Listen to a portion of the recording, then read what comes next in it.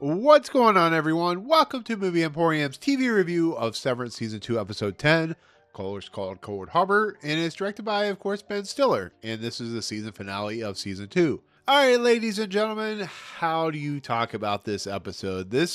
How do you make Season 3? I don't know even know how to talk about this episode because it is insane, it's ridiculous, it's amazing, and it's an episode of Severance. And they do crazy things with bigger budgets and weird things happening. And yeah, this is a bonkers episode, to be fairly honest. It's more bonkers than season 1. Whether it's better than season 1, the finale, I don't think so. But I think it is tempting to do something. It's gonna be a hard episode to talk about because basically we now know what Cold Harbor is. Cold Harbor is the last step in the separation of Gemma as a individual. It is the 25 steps that they have taken to basically break down the innie, to basically, in essence, take away, as they've been theorizing, the pain, the suffering, anything that they want to take away from a particular innie. They can do that. So they create a world. They have this chip implanted in you. Let's say you don't want to feel happiness. They take away the happiness. That's exactly what this program that we find out that Marc has been working on, that's what it is. It is a way to get rid of emotions. And therefore, it's it's pretty crazy. It really is. I mean, we kind of theorized it was going to be that way, but, as we learned, apparently you can put baby in a box because Marc has been initially working on his wife, his emotions. Each individual emotion and temper is a room inside Severance, inside this building, and they are once again taking away her emotions. So, of course, the last one has a crib in it, and they want her to dismantle it. They want to see if she remembers her baby, if she remembers the miscarriage, and they want to see if it affects her. And, of course, it doesn't. So they're looking for ways to get rid of pain. And there was always a possibility that it could be that, they're trying to find a way to bring cure back, but that's not looking like what they are doing. And, of course, as we see, Cobell talks to Marc and tells him about Cold Harbor, saying that if you finish Cold Harbor, your wife will die. So you have to work with your innie. That's why they robbed to the cabin, so they can work together to bring Gemma back into the real world. And in the process, there is a really cool scene between Marc and his innie self and outie self. There is a back and forth of the struggle of what happens to Marc's innie self after this plan is completed. The whole idea of basically killing off this person is really sad and depressing to think about it. But Marc's like, the outie Marc's like, I've done reintegration. I'm going to help you. But what does that do for Helly? That doesn't help Helly. And there is a conflict of interest with the fact that any Marc is conflicted about what happens to him. Yes, you get Gemma back, but I don't get Helly. It's like, ripping two souls apart, like I said earlier in one of the reviews that I did, and ripping it apart and not allowing the one side to have happiness instead of the other side. But the back and forth of the two halves is something that was always going to be brought up. It was always something going to be talked about. I love how they do it with the camera work, with the recorder camera, and they're able to talk to each other in that specific way. Inside Marc can talk to outside Marc. And there is a level of sadness that inside Marc has to deal with that he completely throws into outie Marc's face. And it's justifiable because Marc has basically created two halves of himself, and one half loves Helly and one half loves Gemma. And so therefore you have to bring up the consequences of losing Helly because he wants Gemma, and that's a really powerful thing. I like how Cobell just talks to him and tells him, this is what this is, or the innie Marc, and this is what this is, and this is how it's going to be, and this is what you have to do. And I just love the nature of how difficult it is and how sad it is about this two struggling individualities that are fighting back with one another, and how that struggles to your persona in a lot of respects. And I love how it even struggles with Devon and how she has to deal with the simple fact of what Marc is attempting to do and what he's having to say, and just the nature of how you lose one but you save the other, and how one would be more important than the other, which is something that's been talked about. But yeah, it's I mean, that whole idea of what has to be done is just, it's really hard and really difficult to think about. But, it's the same thing with Dylan, who's having to deal with a crisis of like conscious when it comes to, he wants his wife, the Indian Dylan wants Audie's Dylan's wife, but he's gotten so furious and frustrated that he decides he's going to quit. But if you watch when the Audie Dylan writes why he's denying the request, there is a level of sincerity to it where he's like, F you. Then he's like, I understand, and I wish I was a better father and better husband. And I need you on the inside because I need to believe, because the whole idea of like killing off your innie is something that would be guilty to your conscience. So therefore, that's why the Audie Dylan did what he did. He's like, you deserve something. You don't deserve to die. I'm not going to kill you. And you need to fight for something good. And yes, he will never have his, Audie's wife, but he will have something there to protect and to love and to cherish. And it's a really powerful thing. It actually made me tear up a little bit because of how deep and dark, and not really dark, but how deep and kind of melancholy it is. And it leads Dylan to kind of become a hero at the end of the episode. So it leads into all this that's happening. Gemma is being taken to Cold Harbor because Marc, of course, when he goes back up to Severance, he goes back up to the severed floor.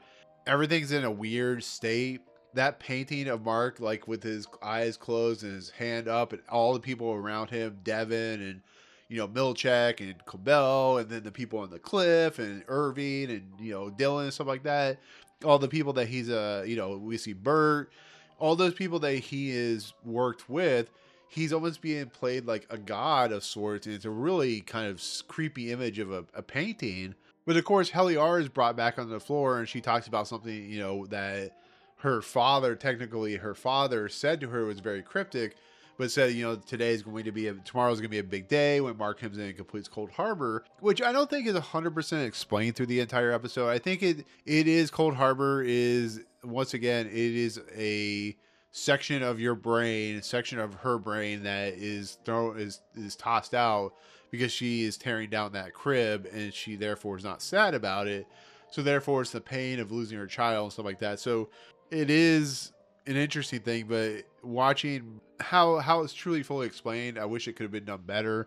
But that's just kind of how I feel about that segment. But the nature of how creepy the severed floor is now, and like how dark and how the lights are kind of dimmed off, and when they walk into their macrodata refinement room, there's a statue of Kier in there, and he's watching them, and there's a postcard and stuff like that, and the postcard says, when you finish, success, blah, blah, blah, blah, blah. You're like a god. Love Milchek, basically. I love this scene that happens because the inner struggle of the Innie Marc and his love for Helly and what he has to do, he struggles because he knows he will lose Helly, but he's doing the thing he should be doing because even Helly's like, this is what you should do. This is the right thing to do. This is how you should not let Lumen kill her. You should let the Audie Marc, because that's the right thing to do. And the sadness of like them two watching each other, and how Marc looks, how sad he looks, how he's crying, there is a lot of emotion. It's heartfelt, it's heart-wrenching. There is love there, and it plays into the end of the episode because you're questioning whether Marc will go through with it. You're wondering if he's going to succeed in his goal, if he's going to do the thing that he claims that he may not do, because he gets very upset, of course, at his Audie version of himself. But, they finally finish Cold Harbor, and they finish all 25 files, which once again are a way to like sever the brain in different fashions where you can have different endings and stuff like that. And what happens after that is bonkers level 10. It is them showing their wang. Ben Stiller and the crew just kind of going, hey, look at all the money we have. We can go all out on this scene. And Milchek comes out and he talks to Kier Egan. And of course, there's a back and forth. And you see like the distraught nature of course, Milchek, and like how he reacts to it. The way Kier talks to him and stuff like that. And then there is a marching band that comes out and starts playing. And Tramell has an amazing scene where he dances with the marching band. He comes out with a baton. He's twirling the baton. Tramell should get an Emmy just for that scene alone. But of course, Marc and Helly have to find a way to get out. At least Marc does. So Helly steals Milchick's radio, and she goes and flushes it in the toilet, and then she is attacked by Milchick. And just the insane nature of like, we're going to be killing someone, but hey, here's a marching band for you for killing someone, which is basically what's happening. And it's bonkers, incredible, it's fun, it's entertaining. I think the scene that keeps playing throughout the whole entire nature while Marc's looking for the room with the elevator is incredible to watch, to be fairly honest. It plays really well, it syncs really well, you know, because Ben Stiller is doing some really cool audio visual techniques when it comes to camera work. When you see him with Milchick, there's a lot of cool 70s style like pans and stuff like that, especially like near the end too. You know, I'm sure people will correct me on this, but I don't know the exact filming technique for the episode, but it really feels like a French New Wave or something like that, where it's really weirdly shot, and it's really cool, and it has a technique and a style that is unlike any episode that has been done for this series. And I really appreciate it. I really appreciate the kind of swings that they do, because a lot of it is really weird. A lot of they're playing with a lot of colors, you know, especially when the alarms are going off and when how they're using lights. It's really expressing emotion and really expressing a really sense of like unease in a lot of respects. But of course, Marc is going off, and then Helly and of course eventually Dylan try to stop Milchick, and they throw one of the machines, the vending machines in front of the bathroom, lock him in there, and they eventually use some trombones and tubas to block him from being Milchick to being able to get out. And they try to convince basically the band to help them out, which is pretty funny. But on top of everything that's happening, you know, we're having these like really cool shots. Drummond comes off the elevator, he walks into the hallway, and then he walks into another room that is like hidden. Like it's right in front of the door that will be, of course, used where the hallway is for the where we go down to the floor where the testing center is at. That's when we get Gwendoline Christie back, which is really interesting because she hasn't been seen since like episode 3, but she has a goat with her, and then she's now dressed in some kind of weird kind of cult-like getup with like a medallion that looks like it has 2 goats on it. And she goes into this room, and while Gemma is unlocking or like dismantling the crib, they are going to sacrifice a goat. Now, I kept thinking, oh, you're going to sacrifice the goat? You know, the Jurassic Park thing where I think they say that you're going to eat the goat or whatever. And watching Gwendoline Christie just be like kind of really taken aback by the fact that they have to sacrifice another fawn, that Drummond's like, you know, this goat will be on a passage to help bring Kier or whatever to the whatever realm.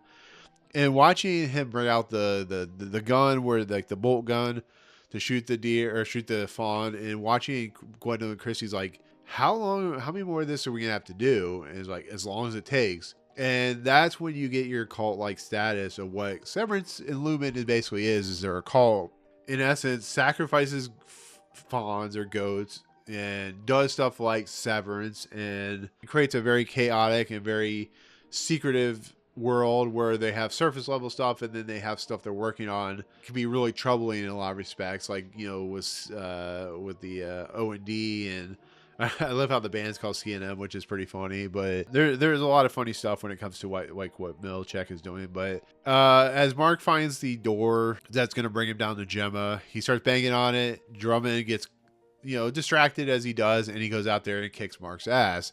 And I love the scene because, you know, Marc is just trying to escape, and Drummond's like this like chaotic, insane individual, and he's like the kingpin of Severance. I love this guy who plays Drummond because he just like goes, he's like trying to strangle Drummond or Marc and stuff like that. And Gwendoline Christie's like, ran out of Tarth, we're coming for you. And she starts beating the hell out of Drummond, and then they of course take Drummond hostage, and then Marc's like, you're gonna take me down to the Severance floor. And probably one of the most shocking, but kind of you start laughing because it is so shocking, when Marc goes back to his Audi, because of course when you go down that floor you become your Audi self because of the way that works, because really only the severed floor and of course the birthing place, the burning cabins, have real severance and stuff like that outside those rooms. Poor Drummond, man, he gets shot by the bolt gun because of how Marc just transitions. Quite shocking because he gets hit in the neck. He falls over dead. So that's the end of Drummond. I kept thinking like Brianna Tarth or Gwendoline Christie character was going to kill him. She's going to shoot him in the head, which is almost what happens. But I think what Ben Stiller and Dan Erickson and the crew do is something that's so left field and so shocking that you're just like, oh my God. Marc's like, we can't kill him. And of course, as you can figure, you knew it was going to happen. As soon as he turns, he's just like, why not just go? The guy gets blood everywhere. It's pretty funny. It's shocking, but really, really funny. It's very dark in a lot of respects. But of course, Drummond dies, and like the elevator's trying to close on him and stuff like that. It's pretty. You gotta think about it. It's kind of funny if you think about it. But of course, Marc goes towards Cold Harbor. Everything is happening upstairs as Milchek is trying to escape. He comes out like, I don't know, like Batman or something like that, where he comes out, he's like, I am vengeance. And Dylan's like, F you, I have a group of band members. And Marc makes his way to Cold Harbor, and Sandra Bernhardt freaks out on him. I'm going to go get Dr. Maurer. And she runs off as, he's like, get my wife out of there. And then, of course, Marc tries to use the blood thing where he puts his hand on and he realizes that's not going to work. So what does he do? Takes the tie that he has that has, of course, Drummond's blood, puts it up to the reader, door opens, and there we go. Egan, the Helly's father, Egan, is watching from the room because he's watching the final separation, the final moments of this Cold Harbor situation. And basically what that means is they're watching and Dr. Maurer's watching, and of course, all of a sudden, Marc comes in, he has blood all over him. He sees Gemma. Gemma stands up, is like, well, who are you? She has a pole in her hand. He's like, you're my wife, and we've been together for 4 years. We've been married for 4 years. I'm here to save you. Just trust me. And she, of course, steps towards him. He lets go. Dr. Maurer's freaking out. I love how the father Egan or whatever is like, screaming with the curse word. And Marc leads Gemma to the door, and she's afraid to leave. And Marc's like, trust me, and walks out. And that's when Marc and Gemma see each other for the first time in 2 years. Now, of course, they run for it. Dr. Maurer is running after him. The emergency lights are blaring, red lights. Milchek realizes what's happening. He's going to get out of here. That's when the whole band situation happens.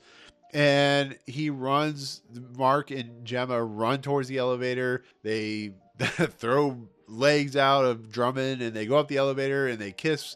But as they're kissing, they turn into Miss Casey, and of course, Marc, the enemy Marc. And it's really confusing to Miss Casey or Gemma, which is pretty funny. And then they run down the hallway, and then, everything's chaotic. Things are falling out of place. It's getting ready it's like 5 minutes before the episode ends, or 6 minutes. Gemma and, of course, Marc get to the exit stairwell, which is what the plan was.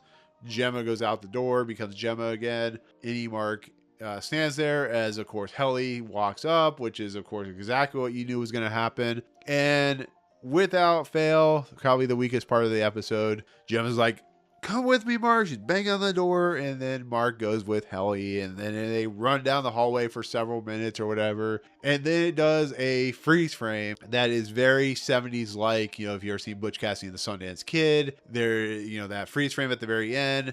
It ends there, and then it goes into probably one of the coolest credit sequences, like with like the cast and crew, with the Reds, and like how it plays out. They were definitely intentionally doing something like that, but it leaves running down the hallway like a happy couple is Gemma screaming in the background, and of course Dylan is with his bandmates and stuff like that, and Helly is with Dylan or with Marc, and Milchek is there like Batman, and Egan and of course Dr. Maurer are freaking out, I'm sure, because they need to know what to do next. And before they got in the elevator, Maurer's like, you're going to kill everyone if you go out that exit. I don't know if he's lying or we're going to find something out in the second season, the third season. But that is the episode. That is Cold Harbor. There is the mission to go get Gemma. It succeeds. There is a possibility of the world ending, apparently. Gemma's left out on the stairs. Marc and Helly go off to be happy. How they're going to be happy, who the heck knows. Dylan is with, Milchek, and all hell is broken loose in Lumen. So it's okay. So that's an episode, I'm telling you what. But what does that mean, to be fairly honest? What is happening? What is going to be the ultimate end goal?